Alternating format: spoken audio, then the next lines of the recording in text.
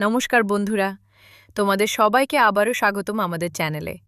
আজকের ভিডিওটা খুবই গুরুত্বপূর্ণ, বিশেষ করে তাদের জন্য যাদের নাম ভোটার লিস্ট থেকে ডিলিটেড হয়ে গেছে। তাহলে চলো শুরু করা যাক আজকের বড় আপডেট দিয়ে। বন্ধুরা, নির্বাচন কমিশনের তরফ থেকে একটি নতুন এবং খুবই গুরুত্বপূর্ণ ঘোষণা এসেছে। যাদের নাম ভোটার তালিকা থেকে বাদ পড়েছে তাদের জন্য আবারও সুযোগ দেওয়া হচ্ছে নিজেদের নাম তালিকায় ফেরানোর। হ্যাঁ, একদম ঠিক শুনেছ।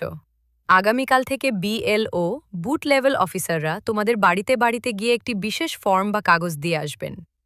এই ফর্মটা খুবই গুরুত্বপূর্ণ, কারণ এই ফর্মের মাধ্যমেই তুমি আবার তোমার নাম ভোটার লিস্টে যুক্ত করতে পারবে। এখন প্রশ্ন হচ্ছে, তোমাকে কি করতে হবে? প্রথমত, বিএলও যখন তোমার বাড়িতে আসবে তখন সেই ফর্মটা ভালো করে নিয়ে নিতে হবে। দ্বিতীয়ত, ফর্মে যেসব তথ্য চাওয়া হবে সেগুলো একদম সঠিকভাবে পূরণ করতে হবে।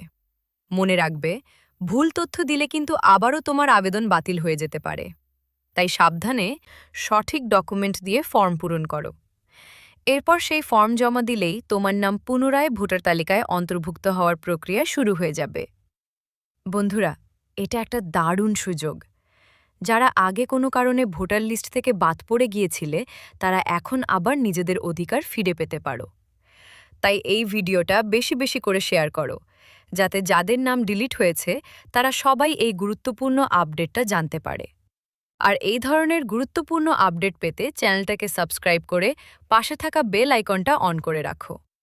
ধন্যবাদ বন্ধুরা, আবার দেখা হবে পরবর্তী ভিডিওতে।